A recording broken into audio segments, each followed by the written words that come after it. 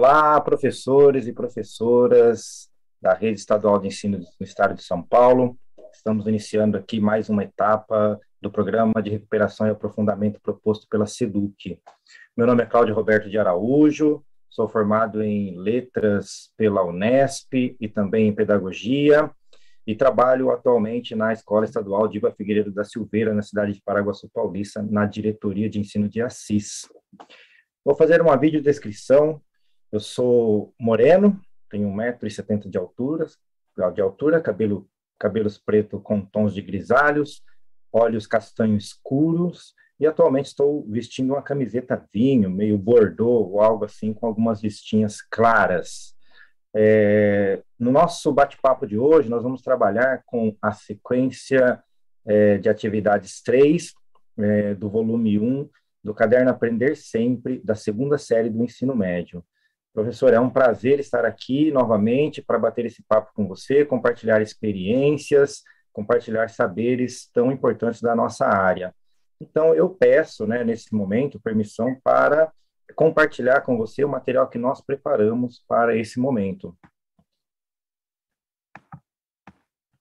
Então, como eu falei, esse trabalho de formação, nós estamos sempre em formação, professores?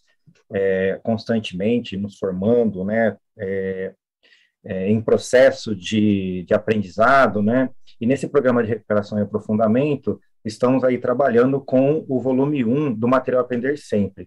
Hoje, especificamente, nós vamos trabalhar com a sequência de atividades 3. Caso você ainda não tenha o material, professor, é sempre bom relembrar, que ele está disponível lá na EFAP, no site da EFAP. Você vai encontrar em materiais, lá nos links, e poderá, então, baixá-lo, baixar todos os materiais que estiverem disponíveis para você trabalhar com seus alunos. A escola também tem esse material disponível já em material físico, e aqui esse slide fica disponibilizado junto com o vídeo. Você pode baixar através do link aqui, e ter disponível esse material. Nós temos 3 objetivos para o nosso encontro de hoje. O primeiro objetivo é revisitar os aspectos teóricos apresentados na formação de etapa sobre o tema central do letramento, com enfoque na análise linguística e semiótica. É sempre bom lembrar, professor, que esses aspectos teóricos, eles já foram trabalhados de maneira mais aprofundada pela professora Márcia em um outro vídeo já gravado, Então, caso o professor e a professora queira se aprofundar, é bom revisitar esse vídeo ou ver o vídeo que a professora Márcia já gravou lá na formação de etapa. O segundo objetivo é relacionar o tema central letramento às atividades da sequência de atividades 3, do material Aprender Sempre, tendo como base a análise linguística e semiótica. E sugerir metodologia ativa. O terceiro objetivo é sugerir metodologia ativa com foco na organização da gestão da sala de aula para fomentar as ações de desdobramento da TPC.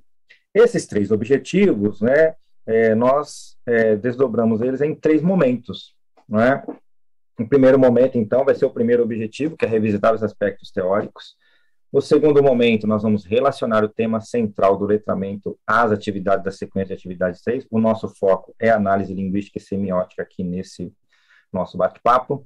E sugerir metodologia ativa vai ser o nosso terceiro momento, com foco na organização da gestão da sala de aula para fomentar as ações de desdobramento da TPC. Então, convido você para participar comigo desse bate-papo, agora iniciando o primeiro momento. Vou lembrar, que nesse primeiro momento nós vamos revisitar rapidamente esses aspectos teóricos já trabalhados pela professora Márcia em outro vídeo. Então, professor, caso necessite de um aprofundamento teórico, e para ter um pouco mais de saberes, é sempre bom assistir ao vídeo que a professora Márcia já gravou. E aí nós vamos trabalhar com o tema central com enfoque na análise linguística e semiótica.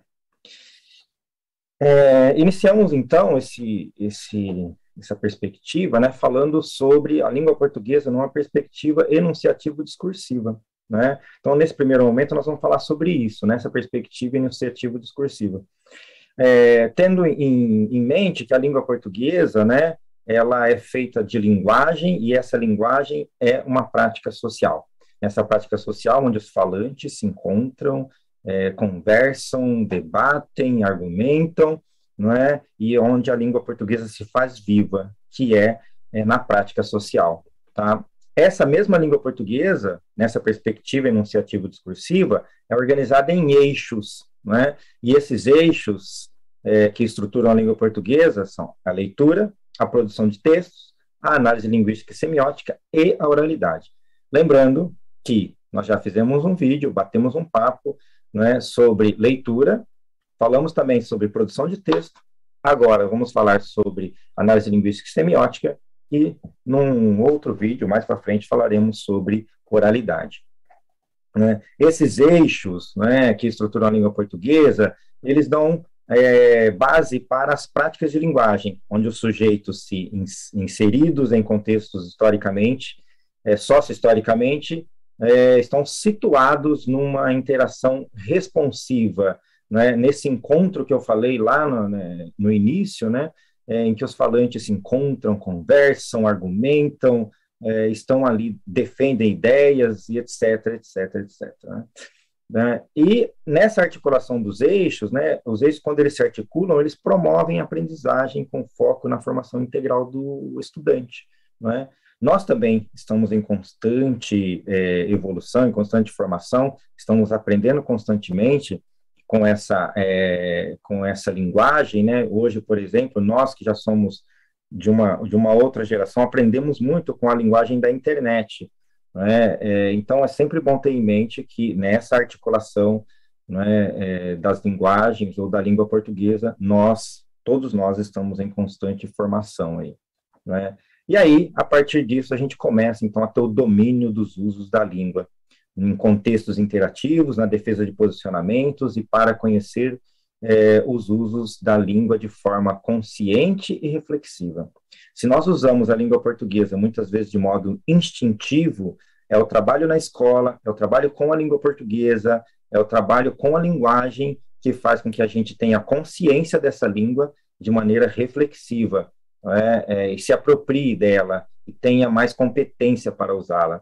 Né? E o papel da escola vai por esse caminho, né? Então, a escola, na priorização do trabalho com a linguagem, né, ela vai fazer o quê? Com que essas práticas sociais de leitura, de oralidade, de produção textual e de análise linguística e semiótica, elas aconteçam de uma forma viva dentro do ambiente escolar. Maravilha? Vamos, então, continuar aqui esse nosso bate-papo, né? Vamos pensar agora o que o Currículo Paulista orienta, né, quando a gente fala da área de linguagens e códigos e suas tecnologias, né? O Currículo Paulista para o ensino médio, lá na página 43, né, ele orienta o seguinte, que a área de linguagens e suas tecnologias, nos componentes de língua portuguesa, inglesa e educação física, e eu coloco aí também a arte, né, ela amplia a autonomia, o protagonismo e a autoria dos alunos nas práticas de diferentes linguagens. Então, olha a importância da área de linguagens e códigos, né, na ampliação da autonomia, no desenvolvimento do protagonismo do aluno, né, da autoria e nas práticas das diferentes linguagens. Nós temos uma responsabilidade muito grande de dotar esse aluno de competência suficiente para que ele tenha o domínio dessas práticas de linguagem e possa usá-la de maneira consciente e competente no meio biosocial. Além disso, o Currículo Paulista também orienta que essa área, a área de linguagens e códigos, desenvolva a capacidade crítica dos estudantes em relação aos diferentes usos das linguagens, estabelecendo possibilidades comunicativas e argumentativas na apreciação de manifestações artísticas e culturais, bem como no uso criativo das diversas mídias. Então, aqui a gente está falando da capacidade crítica dos estudantes, deles desenvolver esse olhar crítico quando ele se depara com a prática de linguagem, poder usar isso de maneira competente e crítica. E, falando ainda, né, da análise linguística e semiótica, junto com os conhecimentos linguísticos, o que nós temos? Que as práticas de linguagem, a leitura, né, a escuta, a produção escrita, multissemiótica, digital, a oralidade, a análise linguística e semiótica, elas se apoiam em quê? Ela se apoia em conhecimentos linguísticos. Então, quanto mais conhecimentos linguísticos o aluno tiver, quanto mais conhecimentos da gramática ele tiver, quanto mais conhecimento dos usos da língua ele tiver, maior vai ser a sua competência, né, dentro do uso da linguagem. E aí, dentro desse conhecimento linguístico, a gente vai falar do fono-ortográfico primeiro, né? Esse fono-ortográfico, que é a relação som e letra, som e palavra, né? Quando o aluno escreve, ele escreve a partir daquilo que ele já ouviu, já escutou em algum momento. E fazer a relação do som e da letra é importante para que ele tenha esse conhecimento linguístico, esse domínio. Então, tem muitos alunos que ainda, numa fase primária de escrita, trocam P pelo B, trocam V pelo F, e etc. E é bom que nós, né, como professores de linguagem, professores de língua, estejamos atentos a isso e vamos trabalhando com essas inadequações para que elas acabem aí de uma forma sendo amenizadas, né? Dentro desse conhecimento linguístico também, é bom a gente falar da morfossintaxe, né? A morfossintaxe, professor, todos nós sabemos o que é, não é? Mas é o estudo da relação entre a classe gramatical de uma palavra e sua formação sintática na oração, não é? Então, pensando assim, ó, eu tenho lá, morfologicamente, o advérbio, lá, agora, aqui, já, e etc., né? O advérbio, linguisticamente, gramaticalmente falando, morfologicamente falando, ele é uma palavra. Só que quando esse advérbio é usado num contexto de oração, num contexto frasal, ele deixa de ser um advérbio e passa a ser um adjunto adverbial. Então, sintaticamente, ele passa a ser um adjunto adverbial. Então, quando a gente fala de morfossintaxe, a gente está falando desse estudo da relação entre a classe gramatical de uma palavra e sua função sintática na oração. Tá? Já a sintaxe, né, que é outro ramo aí da língua portuguesa, ramo linguístico, né, é o estudo da relação das palavras enquanto elementos que constituem construções linguísticas, frases, orações, períodos e etc., estabelecendo relações de concordância, de subordinação, de ordem, etc. E aí, quando a gente fala de sujeito, de predicado, quando a gente fala de objeto direto, de aposto, de vocativo, a gente está falando de sintaxe, né, que é essa relação das palavras enquanto elementos que vão constituindo as orações, as frases, o período e etc., né, dentro de uma lógica linguística, sintática aí. A semântica, né, que trabalha com sentido, tá?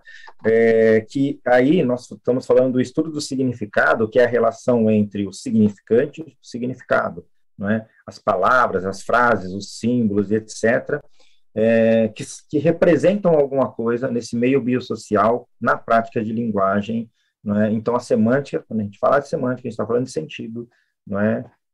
De semas, né? Quando a gente aprende na faculdade, né? Falar de semas e etc. E outro conhecimento linguístico que é bom que o estudante desenvolva, aprenda, né? Compreenda e saiba usar é a variedade linguística, né? A variedade linguística, que é essa ramificação natural de uma língua a partir de fatores sociais, históricos, regionais, etc. Então, a variedade linguística, ela acontece, ela é viva dentro das relações sociais, né, a partir desses aspectos, né, que são os aspectos sociais, esses fatores sociais, fatores históricos, fatores regionais, e aí, em alguns subfatores que a gente pode falar, que é a questão das profissões, por exemplo, lá o policial tem o seu jeito de falar, não é? Tem o caipira, tem a gíria, né? Tem o linguajar do mecânico, né? Que são variações, né? De uma mesma língua, e é importante que o aluno consiga, né? Ter esse domínio, esse conhecimento, tá? E, por último, os elementos notacionais da língua. E o que são? Esses elementos notacionais estão relacionados com a ortografia de determinadas palavras e expressões, associados à semântica, ao sentido dessas palavras, né? Vamos citar um exemplo do uso dos porquês, né? Nós temos 4 usos dos porquês. Porquê, não é? Fonologicamente falando, né? Porquê? Quando vai escrever, a gente tem que saber qual porquê é qual. não é? É o porquê junto, porquê separado, porquê com acento, porquê sem acento, porquê no final de frase é de um jeito, porquê no início de frase é outro, não é? E é preciso, então, que o aluno tenha conhecimento disso. E é isso que a gente chama de elementos notacionais. São palavras que têm praticamente o mesmo som, porém, o sentido, a semântica dessa palavra é diferente. Assim é com mal com L, mal com U, afim, né, afim junto, afim separado, né, acerca e etc. Tá? Então, esses conhecimentos linguísticos, voltando a falar, é de extrema importância que o aluno domine, que o aluno tenha uma competência de uso, reconheça, interprete, infira a partir desses elementos linguísticos. Muito bem, passamos então para o nosso segundo momento. Né? Nesse segundo momento, a gente vai fazer uma relação do tema central do letramento com as atividades da sequência de atividades 3. Especificamente, uma atividade da sequência de atividade 3 do material Aprender Sempre, sempre observando a análise linguística, né, e semiótica, né, de sentido. Tá? Para isso, né, nós vamos falar da aula 3. Aula 3, dando progressão e sentido ao texto, parte 1, né, da segunda série, lá do caderninho, né, da segunda série, e essa aula 3, para analisar ela, a gente vai fazer o seguinte, vai rever a habilidade essencial e observar a competência de língua portuguesa que pode ser associada a ela, indicada pelo currículo paulista do ensino médio no organizador curricular da área de linguagens e códigos e suas tecnologias. E apresentar o quadro de aulas, né, de proposições de aulas e os objetivos da aula 3 da sequência de atividades 3 do segundo ano do ensino médio. E vamos ainda analisar a aula 3, dando progressão temática e sentido ao texto, parte 1, sob a perspectiva da análise linguística e semiótica. Maravilha? Então, qual que é a habilidade que nós vamos observar aqui, né, professor? E a competência? A habilidade é a habilidade 6, né, do ensino médio, tá? E essa habilidade diz o seguinte: analisar os efeitos de sentidos decorrentes de usos expressivos da linguagem, da escolha de determinadas palavras ou expressões e da ordenação, combinação e contraposição de palavras, dentre outros, para ampliar as possibilidades de construção de sentido e de uso crítico da língua. Né? E a competência que nós vamos trabalhar é a competência 2, compreender os processos identitários, os conflitos e as relações de poder que permeiam as práticas sociais de linguagem, respeitando as diversidades e a pluralidade de ideias e posições, além de atuar socialmente com base em princípios e valores assentados na democracia, na igualdade e nos direitos humanos, exercitando o autoconhecimento, a empatia, o diálogo, a resolução de conflitos e a cooperação e combate aos preconceitos de qualquer natureza. Você vai ficar claro, né, o uso dessa competência, dessa habilidade com a atividade que nós vamos trabalhar agora, né, daqui a pouco. Agora a gente vai apresentar o quadro, né, o quadro de proposições de aula. Nesse quadro, professor, nós temos 8 aulas, né, que é de praxe do nosso material didático, né, as 8 aulas. Tá? A primeira aula, que é o leitor envolvido, a segunda, o texto interligado, a aula 3, que é o nosso objeto de estudo, dando progressão e sentido ao texto, parte 1, a aula 4, dando progressão e sentido ao texto, parte 2, a 5, entre a prosa e o poema, a 6, a força e o sentido dos argumentos, a 7, a fala do outro, e a 8, o valor da minha opinião. Qual é o objetivo da aula, né? O objetivo da aula 3, que nós vamos trabalhar, é reconhecer o uso de elementos de coesão sequencial e produzir textos utilizando mecanismo de progressão temática. Vamos lá? Dar uma olhada na atividade? Na aula 3, então aqui nós temos aula 3, foco, dando progressão e sentido ao texto 1, com foco na análise linguística e semiótica. Então, professor, um primeiro momento seria bacana, né? Seria bom pedir para os alunos analisarem, observarem a linguagem verbal, a linguagem não verbal, isso é, a imagem e o texto, ler o texto, não é? E fazer as análises deles, né? Fazer as conjecturas deles. Então, uma estratégia pode ser essa, ou o professor pode já ir lendo para o aluno, ou pode pedir para eles lerem duplas, e etc., tá? Mas é importante deixar eles, a princípio, fruírem aí, né, a atividade, para depois o professor entrar com as suas análises, né? Então, umas dicas, né, seria pedir para eles olharem, por exemplo, por que a mãe está agachada no mesmo plano que o aluno, por que a imagem está com essa cor, não é?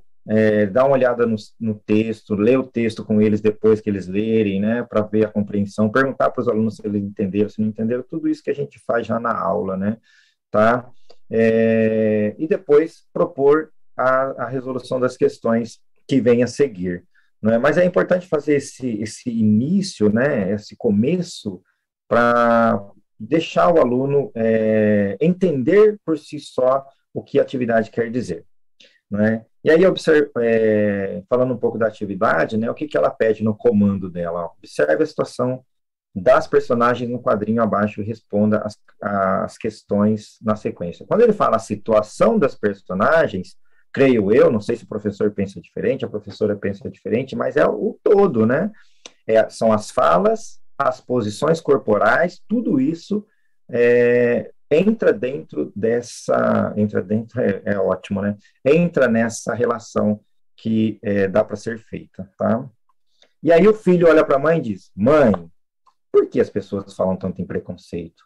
A mãe, então, numa atitude de igualdade com o filho, responde: o preconceito é algo muito ruim, porém acabou se espalhando entre as pessoas. É preciso aprender que os direitos devem ser iguais para todos. Muito bem. E aí, dando continuidade, que estratégia a gente pode utilizar aqui, né? Nós temos 4 questões. Essas questões o professor pode pedir para os alunos responderem, né? Depois de ter feito a compreensão. O professor também pode pedir para eles se reunirem em duplas e responderem em duplas na troca de saberes ali. O professor pode ler as questões para os alunos, para deixar bem claro o que está sendo pedido e pedir para eles responderem. É uma série de estratégias que podem ser usadas, né? A pergunta A: qual é o contexto de produção da tirinha? A pergunta B: que sentido tem a expressão falam tanto? Como ela poderia ser substituída sem alterar o sentido do texto? Na pergunta C, na fala da personagem mãe, ela diz: o preconceito é algo muito ruim, porém acabou se espalhando entre as pessoas. Qual é o papel do conectivo em destaque? E na pergunta D, o que você sabe acerca do gênero textual tirinha? Que tal pesquisar em um meio disponível sobre as suas características básicas? Apresente os resultados de sua busca no espaço que se segue. Né? Aí, assim, olhando para a pergunta B, a gente vai ver que a expressão falam tanto, quer dizer, é uma coisa frequente, é uma coisa que está, a todo momento as pessoas estão falando. E como que a gente poderia fazer a substituição dessa expressão por outra, sem alterar o sentido, não é? O professor pode pedir sugestões para o aluno, pode dar sugestões para eles, ou pode fazer ali desequilibrar o aluno, dando sugestões que não sejam apropriadas, para ver se os alunos depois conseguem chegar a uma resposta mais adequada. Na C, então, o que nós temos aqui, né? Temos um termo técnico, né, professor? Conectivo. Né? Aí o aluno, ele vai olhar, pode ter um aluno ou outro que pode perguntar o que é conectivo, né? E aí nós vamos entrar dentro daquela questão da morfossintaxe, né? Que a gente tem uma conjunção que, quando vai para o texto, deixa de ser conjunção e torna-se conectivo. Né? Então, é sempre bom explicar isso para o aluno. Outra coisa importante aqui, que eu acho interessante trazer, né, professor, é o estudo das conjunções. Né? Aqui nós estamos falando das coordenadas, né? Das conjunções coordenadas, adversativa, aditiva, conclusiva, explicativa e alternativa, diferenciando-as e olhando também as semelhanças entre elas, qual é a função principal de uma conjunção, qual é a função secundária de uma conjunção, para que os alunos possam cada vez mais tendo essa competência linguística, né, tendo esses conhecimentos linguísticos já falados anteriormente. Na questão D, tem uma coisa que eu acho importante e pode surgir a dúvida do aluno, né? Porque, se a gente observar aqui, a questão D está falando de tirinha, não é? E nós mesmos vamos olhar e vamos estranhar, pô, mas isso não é uma tirinha, é um quadrinho, é uma charge, é o quê? A pergunta dele, então, pede uma pesquisa. Se algum aluno perguntar, professor, mas isso é uma tirinha? Como é que a gente vai se sair dessa, né? Como é que a gente vai sair desse imbróglio, né? E aí, explicar para o aluno as diferenças entre explicar ou pedir para os alunos pesquisar o que é charge, o que é tirinha, ampliar os conhecimentos dele, né? Deixar o foco na ampliação de conhecimentos para outros gêneros do mesmo campo aí, né? Que seria a charge, seria a tirinha, o quadrinho e etc., não é? Focar mais nisso do que dizer se é ou se não é tirinha, né? Aí o aluno vai acabar chegando à conclusão dele e o professor, então, a partir de uma pesquisa realizada, poderá, com os alunos ali, chegar também a uma conclusão, não é? Mas eu acho isso importante nesse momento, né? Porque o aluno pode perguntar se aquilo é tirinha, se não é tirinha, e etc., e pode gerar essa confusão, tá? Bom, mas a pesquisa eu acho que não deve ser feita. Deve ser ampliado esse conhecimento do aluno, conforme está sendo pedido aqui no material. Beleza, professor? Nesse sentido, né, nessa aula, na análise linguística, predominam os aspectos semióticos, ou seja, a semiose é um sistema de signos em sua organização própria, né? E aí nós temos, então, significado e significante, né? O que é a palavra e o que ela representa, tá? A palavra escrita e o que essa palavra representa no campo social, no campo biosocial. E aí o que os alunos devem, né, nesse sentido? Devem explorar as possibilidades expressivas das diversas linguagens. Os alunos devem também apropriar-se das semioses, isso é, imagens estáticas e em movimentos, verbais, escrita ou oral, visual ou motor, no caso, podemos falar também das libras, e corporais, gestuais, cênicas, apropriar-se dessas diferentes, né, semioses aí, através de imagens, textos verbais, textos não verbais, né, a linguagem corporal, a linguagem visual motor e etc., né? O aluno também deve realizar reflexões que envolvam a análise de elementos discursivos, composicionais e formais de enunciados nas diferentes semioses visuais. E, por último, o aluno deve conhecer as novas tecnologias digitais da informação e da comunicação, textos e discursos atuais, né, híbridos e multissemióticos, para diferenciar e compreender diferentes signos textuais. Então, o aluno, quando ele começa a se aprofundar no estudo da semiose, começa a entender os sentidos, né, ele vai acabar sendo dotado dessas competências, tá, ou dessas habilidades. E, fazendo uma sistematização, né, os estudos da aula 3, com foco na análise linguística e semiótica, né, sistematizando tudo isso, o que nós temos? Que a análise linguística e semiótica, ela permite conhecer as formas de composições textuais, a situação de produção e os efeitos de sentido. Essa análise linguística e semiótica também promove a leitura e a produção textual, né? Nós estamos falando de textos orais, escritos, multissemióticos e digitais. E essa análise também permite, semiótica mobiliza nos estudantes conhecimentos relativos à linguagem verbal, oral e escrita para a construção de textos com coesão e com coerência. Muito bem. Vamos agora, então, professores, para o nosso terceiro momento. Nesse terceiro momento, nós vamos sugerir uma proposta de metodologia ativa com enfoque na gestão de sala de aula a ser discutida no planejamento na TPC da escola. Só lembrar que no primeiro vídeo que nós gravamos, nós falamos de sala de aula invertida. Na segunda, nós falamos, se eu não estiver enganado, agora fugiu, o que nós trabalhamos no segundo vídeo, e agora nós vamos falar de uma outra metodologia ativa, que é a metodologia rotação por estações. Nessa metodologia ativa, né, que é tão inovadora, tão bacana, não é? Design Think, desculpa, nós falamos no segundo vídeo sobre Design Think, eu estou aqui na cabeça, né, e acabei esquecendo. Então, na primeira na primeira nós falamos da sala de aula invertida, na segunda nós falamos do design thinking, e agora vamos falar de rotação por estações. A rotação por estações, ela tem as seguintes características. Os estudantes são organizados em grupos ou individualmente em estações de estudos. Essas estações são espaços que são construídos com atividades que se interligam, não é? E os alunos, então, vão circulando, rodando por elas, e uma vai complementando a outra, não é? Para criar um todo aí, tá? Outra característica as atividades envolvem leitura e produção textual por meio de estímulos variados e de diferentes níveis de dificuldade, tá? Isso nós estamos falando, claro, em questão da linguagem, da língua portuguesa.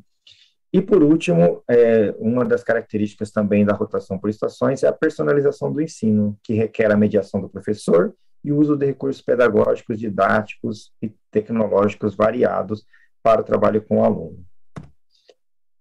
Como a gente organiza?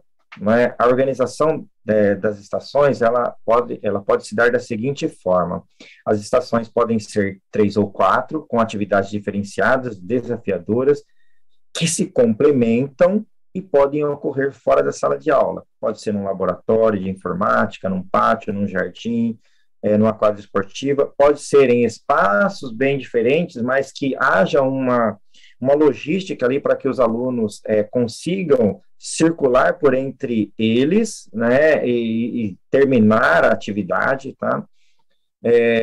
Também nessa organização a gente estabelece os papéis de cada estudante dentro do grupo, aí tem um que vai escrever, um que vai apresentar, um que vai sistematizar, não é? Dependendo da atividade. Também nessa organização, as atividades mediadas pelo professor devem incentivar o trabalho colaborativo entre os grupos, né? Aqui não há rivalidade, há colaboração, há crescimento em conjunto, né? Há troca de experiências, de ideias, etc. E também nessa organização da rotação por estações, é possível haver atividades individualizadas, utilizando pesquisas online ou presencial e etc. Muito bem. A gente vai sugerir aqui agora, professor, um modelo de plano de aula para fazer com rotação com estações ou com qualquer outro que o professor achar necessário, julgar necessário. É uma sugestão, é um modelo de plano que também pode ser usado para outras atividades. Nesse modelo, nós estruturamos ele da seguinte maneira, né? É como se fosse um documento Word ou algo assim, PDF, que você coloca o seu nome do professor, a disciplina, o quadro, faz aquela identificação, né, normal. A metodologia ativa que será usada, né? Quais são os objetivos da aula 1, da aula 2, tá? O tema, ou temas das aulas, tá? Também dá para colocar nessa estruturação. A personalização, não é? Observando aí os alunos, quais alunos que precisam mais, quais alunos que já têm mais autonomia, mais protagonismo para desenvolver as atividades, quais aqueles que ainda precisam se desenvolver mais, tá? Então, o professor coloca isso no papel, mas depois vai observando ao longo do trabalho essas questões mais pontuais. Também nesse modelo, né, a gente pode falar da gestão de sala de aula, como que vai ser organizada essa gestão de sala de aula, quais os recursos vão ser utilizados para a aula 1, quais os recursos para a aula 2, recursos tecnológicos, recursos materiais, não é? Os espaços que serão utilizados para a estação 1, para a estação 2, para a estação 3, 4, dependendo do número de estações que o professor for usar. Quais as atividades serão feitas? Qual é a duração de cada estação? Qual é o papel do estudante em cada estação? Qual é o papel do professor em cada uma delas? Então, vai sendo organizado o trabalho, e essa organização, professor, permite uma visualização melhor da atividade, né? Permite que o professor tenha um acompanhamento mais assertivo, mais propositivo da atividade que ele está propondo, não é? E é possível também avaliar, não é? A avaliação, ela é processual, nós já sabemos disso, ocorre a todo momento, e o professor ali fazendo as suas anotações, circulando pelas estações, poderá anotar algumas coisas, né?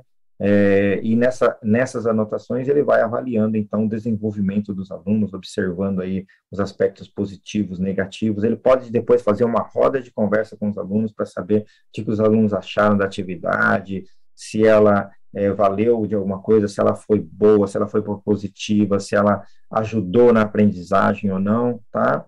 E, por fim, né, a partir dessas observações todas, dá para fazer uma personalização, né? Sabendo quais alunos precisam caminhar um pouco mais, quais alunos já estão aí num estágio mais avançado de aprendizagem, dentro daquilo que foi programado para ser feito, né? Bom, e aí nós vamos falar um pouquinho dos desdobramentos para TPC, né, professor? Nesses desdobramentos para TPC, a gente sempre fala de 3 etapas, né?